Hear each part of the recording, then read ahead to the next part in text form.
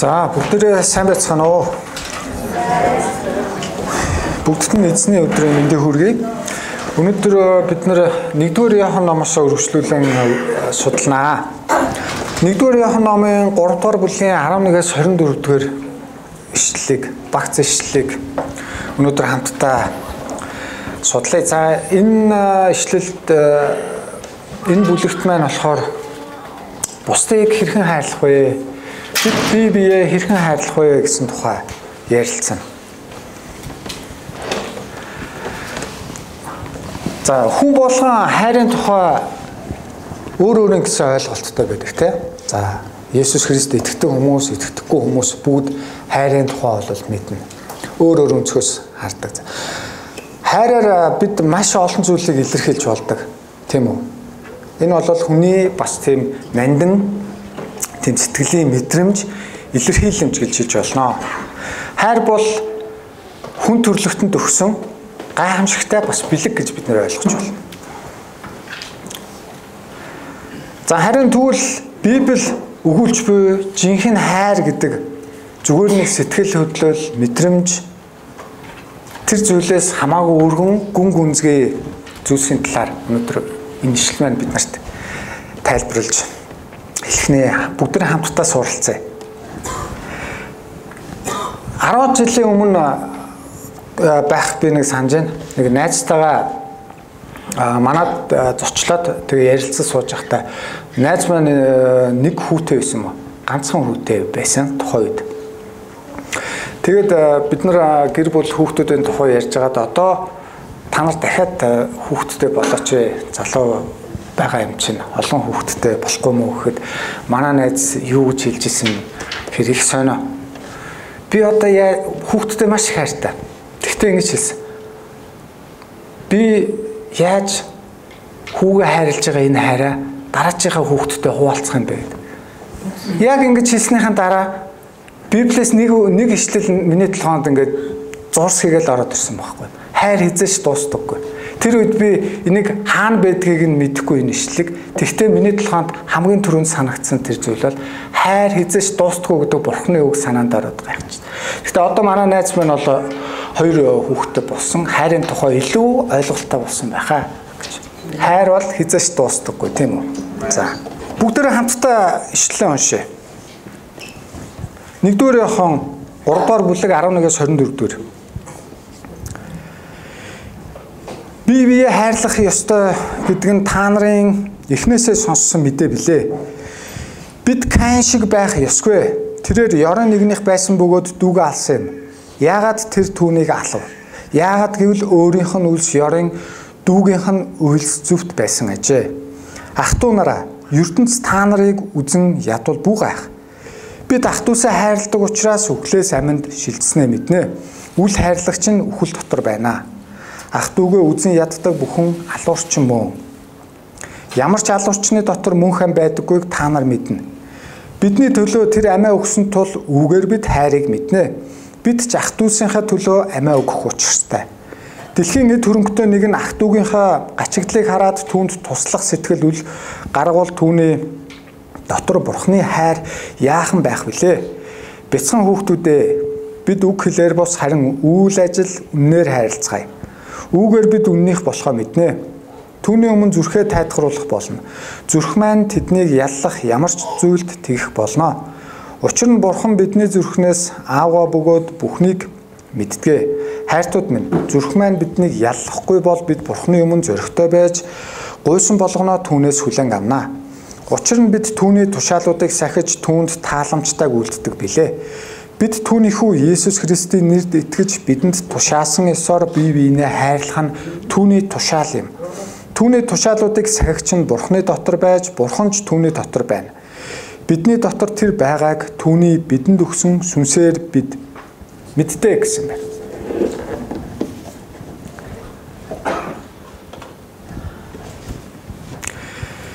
Бидний дотор тэр байгааг түүний бидэнд өгсөн сүнсээр бид мэддэг. Бурхан бидний дотор байгааг бид түүний өгсөн сүнсээр мэддэг. Бурхан бол хайр. Тэгэхээр итгэгч хүн Бурханы хүн болвол Бурхны хүнээс үргэлж хайр гэрэлтэх ёстой гэсэн байна. За тэгэхээр өнөөдөр энэ бүлгээс бүгдээрээ ишлэл болгоноос нь харна. Ямар ч ишлэлийг ер нь орхихгүй байхаар өнөөдрийн энэ номлоо би бэлдсэн байгаа. 3:11 бие хайрлах ёстой гэдэг нь та нарын эхнээсээ сонссон мэдээ билээ гэж. Тэгэхээр Иохан маань энэ чуулганы итгэгч хүмүүс зориулж энэ ятгалгаа энэ захиагаа бичсэн байна. Тэгэхээр итгэгч хүн бүр Бурхныг таньж мэдсэн цагаасаа эхлэн хайрын талаар ойлгож мэдж эхэлсэн байдгаа гэсэн үг.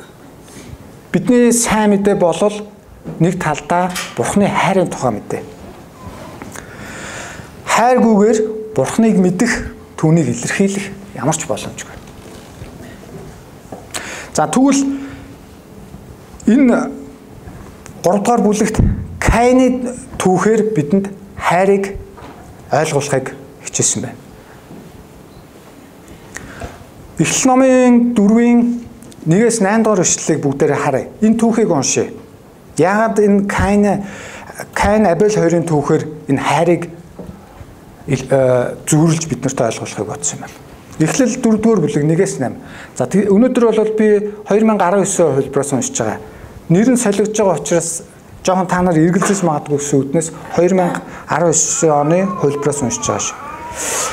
Эхлэл 4-ийн 1-8. Адам Яватайгаа унтаж эхнэр нь жирэмслэн Кайныг төрүүлээд эзний өрөөлөөр би хүүтэй боллоо гэж хэлв.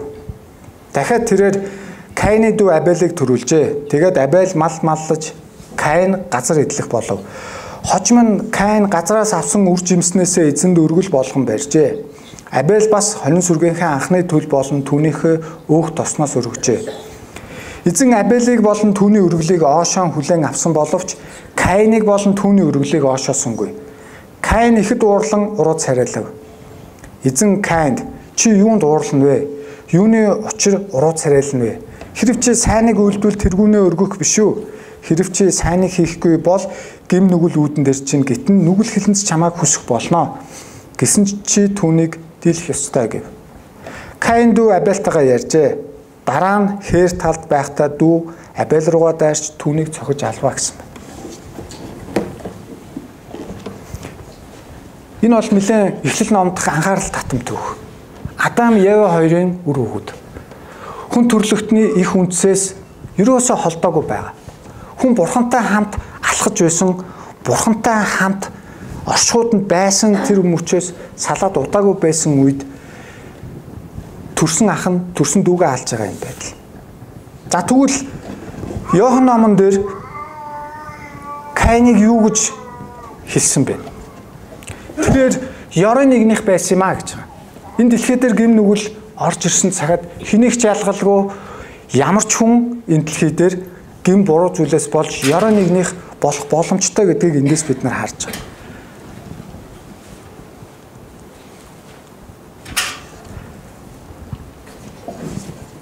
Кайн яагаад Абелийг алах болсон юм? За. Бурхан Кайны өргөлийг, Кайны зүрх сэтгэлийг оошоогоогүй гэсэн байна. Тэгэхээр Кайн ямар хандлагатай байсан бэ гэдэг нь бид нар энэчнээс төсөөлж байна. Кайн бол Бурханы өмнө зөвхт нэгэн байгаагүй байсан. Тэр ёрын нэгэн байсан гэж хэлж ш. Тэгвэл амьдралынхаа туршид тэрээр Бурханыг хүндлэх, Бурханд зүрх сэтгэлээрээ өргөлөө авчирч өгөөгүй нэгэн байсан байж болох. Өргөлийг нь бүгдээрээ харъя. Абель бас хонин сүргийнхээ анхны төлб болон түүний өөх тосноос. Абель өргөл өргөдөө Бурханд үнэхээр баяр хөөртэйгээр хүндэтгэлтэйгээр өөрийнхөө үнцэнтэй зүйлсийн анхныхаа зүйл гэж энэ тодорхойлсон байна. Харин Кайн бол газрын үр жимснээс гэсэн байна. Энэ өөрийнхөө анхны ургацаас гээгүй. Илүү Кайны өргөлийг тэнд сайн байдлаар тодорхойлоогүй харагдаж байна. Тэгэхээр Абель Кайн хоёрын амьдралынх нь хандлага Бурханд хандлага эндээс харагдаж штэ. Хэр хүндлэл байна. Хэр Бурханы үгэнд дуулууртай байна. Мэдээж энэ үед бол өргөл өгөхтэй тахилын талаар ойлголт яг тодорхойлж хуурчлагдаагүй байсан ч гэсэн энэ хоёр Бурхан дахил өрөхийг мэдж байгаа тохиолдолд Бурхан юу хүсдэг вэ гэдгийг бол бүрэн мэдэх боломжтой байсан үе гэж Библиэс бид нар харж байна. Тийм учраас Каины хувьд бол тэр зүйлийг үнэн зүрх сэтгэлээсээ Бурханд өгөөгүй. Зүгээр л энэ би хийх ёстой, өрөх ёстой зүйл гэдэг тийм хандлагаар байсан байна. За тэгвэл яагаад энэ зүйлийг би ингэж төсөөлж яриад байна вэ гэхээр Каины гаргаж байгаа хандлагаас бид нар хаалж байна. Бурхан санаасан тий. Чиний зүрх сэтгэл зүв биш байна. Каин. Хэрв чи сайныг хийхгүй бол гим нүгэл үүдэн дээр чинь гитэн нүгэл хэлнэс чамайг хүсэх болно гэж Бурхан анхааруулсан. Каин Бурханы үгийг оошоогоогүй. Тэгэхээр Каины Бурханд хандах хандлага өөрийнх нь амьдралын хэм маяг ямар байсан бэ гэдгийг бид нэр энэ үнээс харж байна. Дараа нь Каин яасан? Дүү Абельтайгаа ярьж. За энийг зарим хуучин бичээс хээр гарыг гэж Абельгаа дуудсан гэж нэмэлтээр байд юм байна. Дараа нь хээр талд байхдаа дүү Абель руугаа дайрч түүнийг цохиж алуу гэсэн байгаа юм. Каин эхлээд Бурханы үгэнд дуулуургүй хандсан. Бурханд хүндэтгэлгүй байсан. Зүрх сэтгэлээсээ, чин сэтгэлээсээ Бурханыг хүндэлдэггүй байсан байдал. Дараа нь дүүдээ атаархсан. Тэр атаархал нь гомдол хорсол болсон. Гомдол хорсол тээж явсаар байгаа сүлдээ яаж юм? Төрсөн дүүгээ алхахад хүргэж Каиныг алуурчин болгож байгаа байдал. Үзэн ядалт хүнийг юунд хүргэж болдго юм бэ гэдэг Библиэд дээрх хамгийн анхны жишээ бол энэ байна. Яг энэ түүхээс бид нар сургамж юу авч болох вэ? Бурханд өргөх зүйлээ зүрх сэтгэлээсээ бид нар зориулах хэрэгтэй. Бурханд зориулж байгаа зүйлийг бидний дотор чин зүрхнээсээ байх хэрэгтэй юм а гэдгийг харж байна. Бурхан бидний гадаад үйл хөдлөлөөс илүү зүрх сэтгэлийг бол хардаг. Бид нар Бурханаас юу ч нууж чадахгүй гэдгийг хүн болгон мэднэ тийм ээ. Бурхан бол бидний зүрх сэтгэл оюун бодлыг нэвч шууд харж байгаа. Бидний дотор өчүүн хүнч хэр буртаг гим нүглийн сэтэлтэй зүйл байх юм бол Бурхан тэрийг мэдхгүйгээр өнгөрөх ямар ч боломж байхгүй. Нүгэл хаалхан дээр чинь отож байдгаа гэж Бурхан анхааруулж байгаа. Гэхдээ Бурханы энэгээр дамжуулж бид нар Бурханы анхааруулга үргэлж ирдгээ. Бид үүнд сэргэг байж Бурханы үгэнд дуулууртай байх талаар Каины түүхээс харж байгаа. Үндсэндээ Каин шиг зүрх сэтгэлтэй бити байгаарай гэж энэ богинохон ишлэл дотор Иохан биднэрт анхааруулж байгаа. За тэгвэл 1-р Коринтын 13-ын 4-дэр хайрыг энэ бол Библийн маш алдартай ишлэл тийм үү? Хайрын тухай одоо тодорхойлт. Хайр төвчээртэй, инэрэнгүй, атаархдаггүй, бардамдаггүй, ихрэгдэггүй, зүй бусаар авиралдаггүй, хувиа бододгүй, зэвэрхдэггүй гэсэн байна. Каин энэ бүх эсрэг зүйлээр хийсэн гэдгийг бид нар сая энэ түүхээс харлаа шүү дээ. Атаархсан, зэвүүцсэн, хорссон энэ бүх зүйл нь сүүлдээ түүнийг төрсөн дүүгээ алах алуурчин болгож байгаа. За хэдүүл цаашаа явъя. 3:13. Ах トゥ нараа ертөнц та нарыг үзэн ядвал бүү гайхаа гэсэн байна. Яагаад биднийг ертөнц үзэн яддаг гэсэн юм бэ? Та нарыг гэдэг нь хэнийг хэлж байгаа юм бэ? Энэ бол Бурханы хүмүүсийг хэлж байгаа.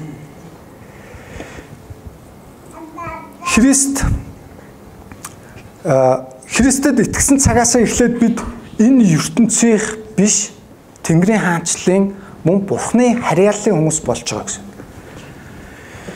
Христийг үзэн ядсан ертөнц түүний хүмүүсийг ч бас үзэн ядах нь бас тодорхой. Тийм болохоор бид энд бэлтгэлтэй байх хэрэгтэй.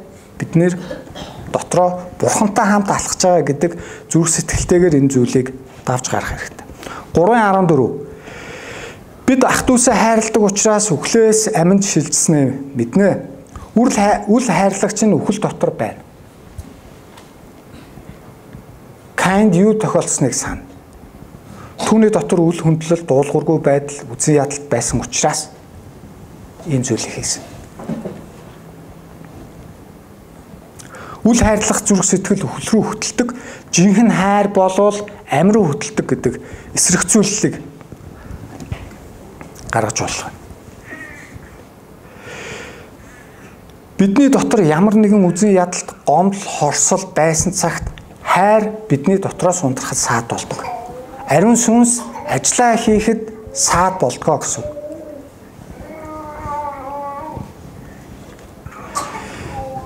Тэгвэл эхний энэ хэдээсчлээс бүгдээрээ нэг зүйл харъя.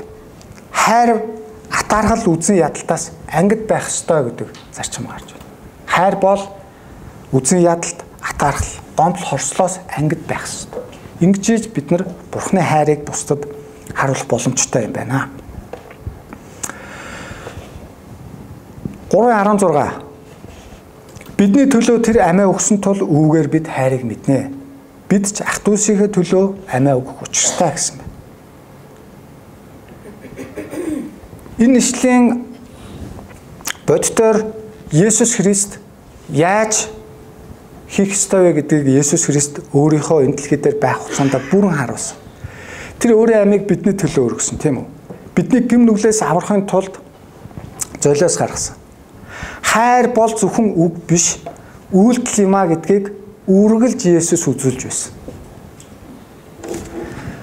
Есүсийн сайн мэдээний номон дээрх Есүсийн амьдралыг бид нар саная.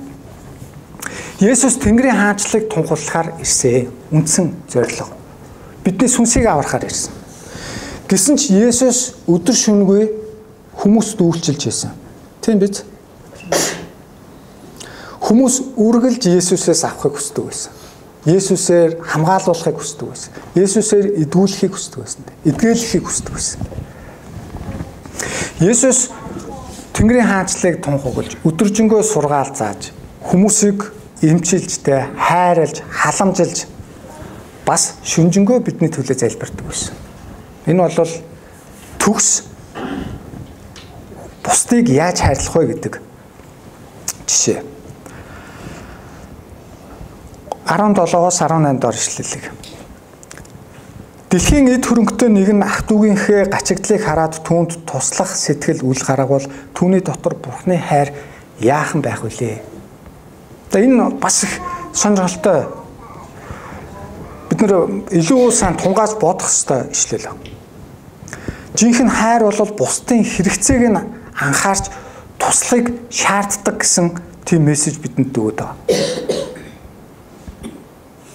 Бид зөвхөн хайрлаж байна гэж хэлэх биш, харин үйлдэлээрээ харуулах ёстой. Үйлсээрээ үүнийгээ хийх ёстой, баталгаажуулах ёстой гэсэн. Бид өдөр тутамдаа Христ шиг золиос гаргаж, бусдын төлөө үйлдэлээрээ тусалж, дэмжиж байна уу гэдгээ бодоорой. Үнэхээр шаардлагатай байгаа хүнд, тусламж хэрэгтэй байгаа хүнд илүү гарснаасаа биш, өөрийнхөө хэрэгцээнээс тусалж чадах зүрх сэтгэлтэй байгаасай л гэж хүсэж байгаа. Бидний дунд маш олон янз бүрийн хэрэгцээ шаардлагатай хүмүүс суучлаа. Энэ заавал эд хөрөнгө, мөнгө төгрөгийн асуудал ерөөсөө биш, тийм үү? Энд хүн сэтгэлийн дэм, урам зориг, баяр хөөр тэр зүйл хэрэгцээ шаардлага байгаа хүмүүс байж болно.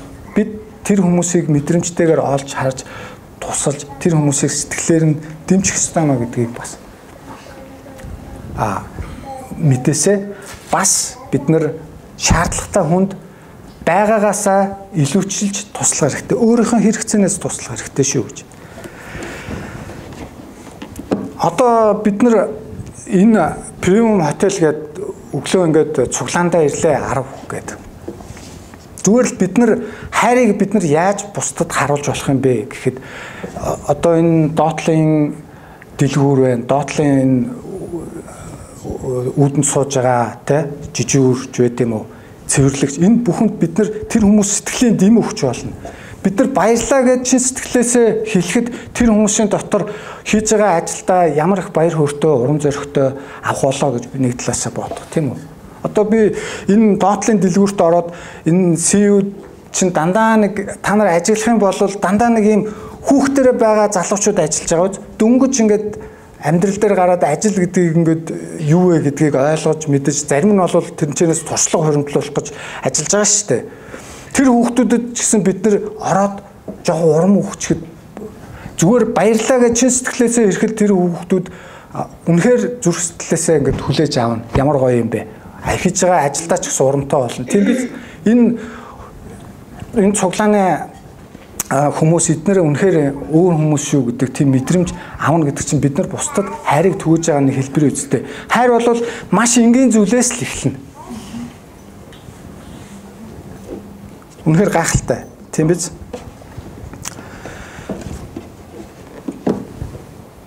Тэгэхээр жинхэнэ хайр бол ах дүүсийнхаа төлөө золиос гаргадаг гэдэг нэг.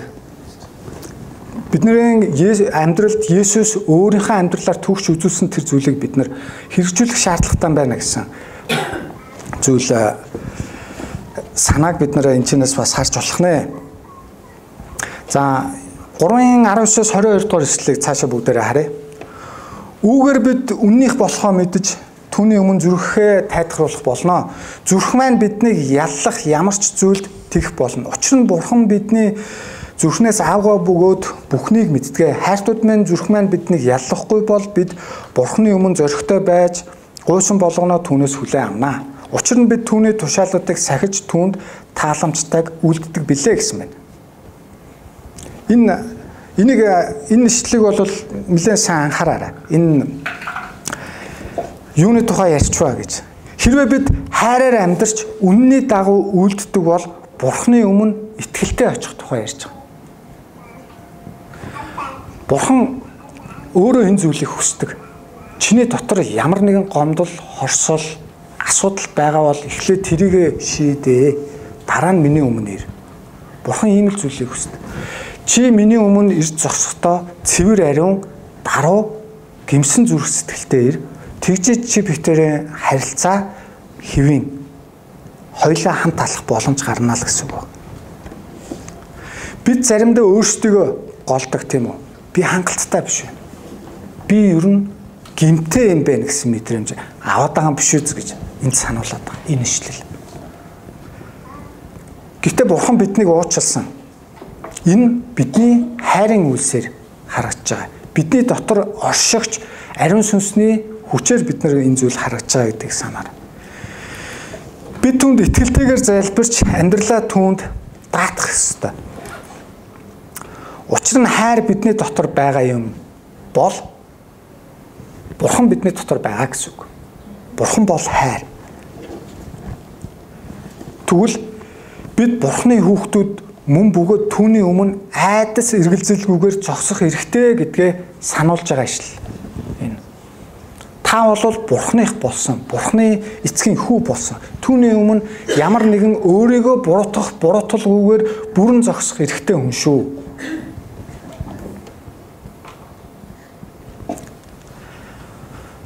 Бид түүний хүү Есүс Христийн нэрд итгэж бидэнд тушаасан ёсоор бие биеэ хайрлах нь түүний тушаал юм а гэсэн.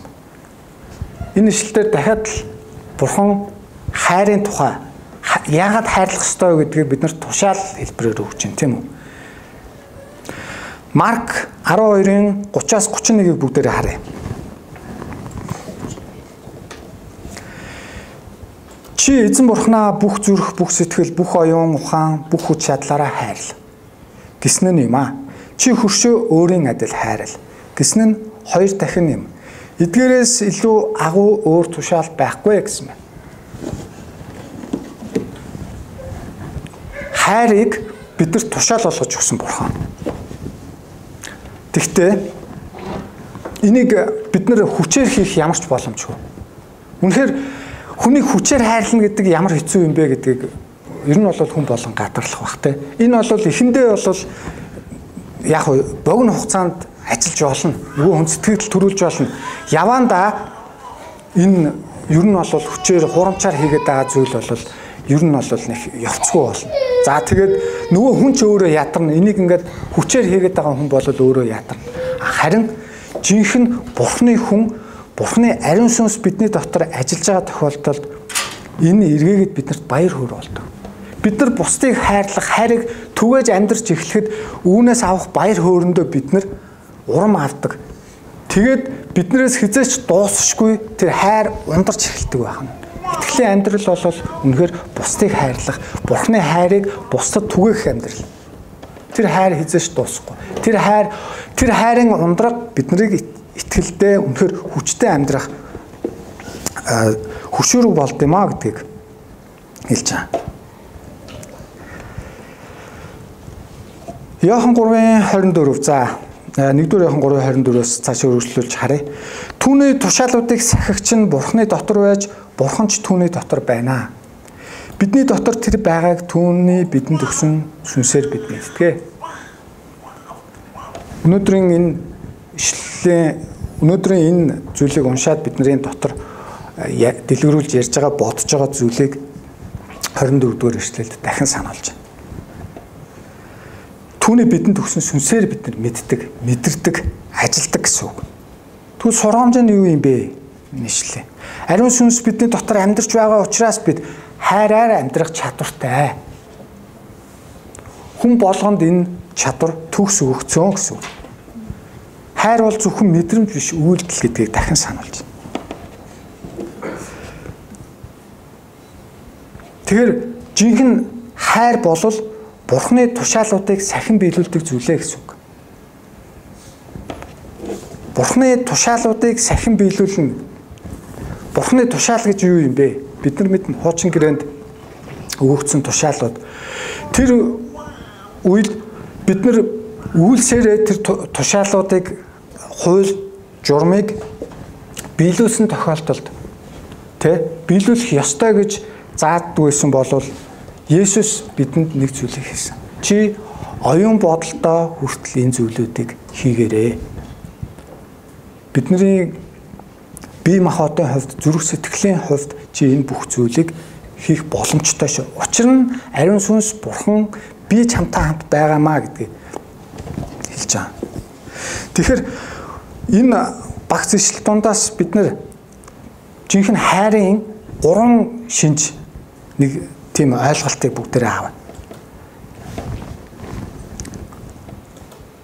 Хайр нэгдүгээрт нь хайр атаархал үзэн ядалтаас ангид байд юм байна гэдгийг. Хэрвээ бидний дотор ямар нэгэн үзэн ядал, гомдол, хорсол тийм зүйл байх юм бол биднээс хайр гарах боломж үнэхээр бараг боломжгүй гэсэн үг. Хоёрдугаарт нь хайр бол үйлдэлээр илэрдэг юм байна. Бид нар хэлж ярихаасаа илүү хайрыг бид нар үйлдэлээрээ илэрхийлэх нь үнэхээр хайраа бусдад харуулж байгаа хэлбэр юм байна шүү гэж ойлгоорой. Гуравдугаарт нь хайр болвол Бурхны тушаалыг сахин биелүүлдэг.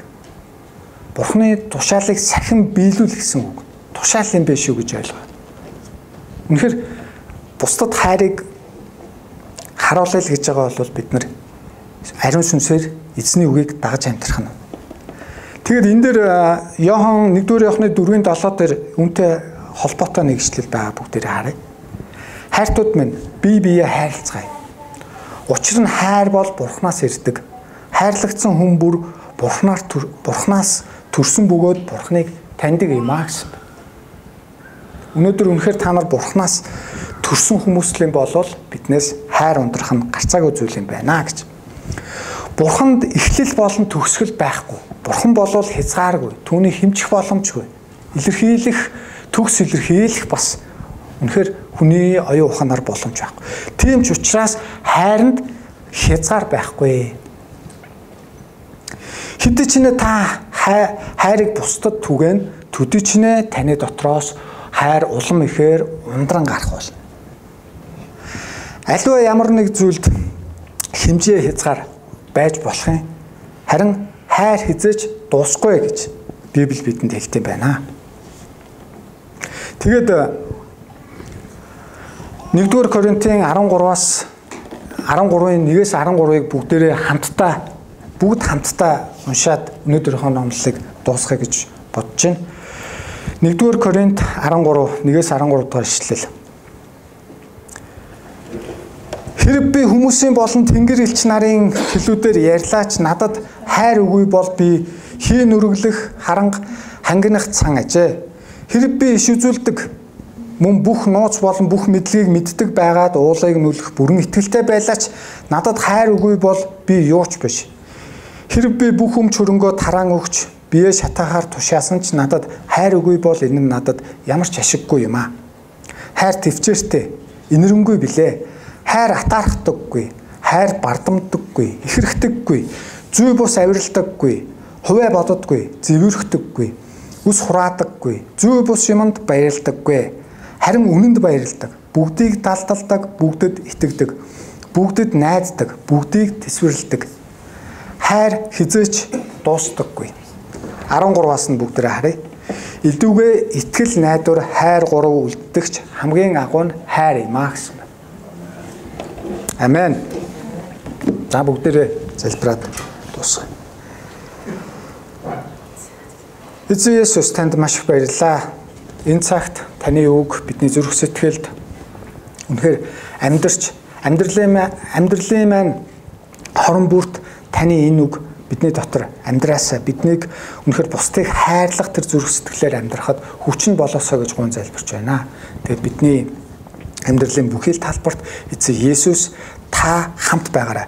Таны тушаал зааврыг сахин биелүүлж бусдад хайрыг түгэх үнэхээр хайраа үйлсээрээ үйлдэлээрээ үзүүлэх бидэнд хүч зориг мэрэгүү ухааныг өгөөсэй гэж эзэн Есүс таны агуу нэрээр залбирanгуйж байна. Аамен.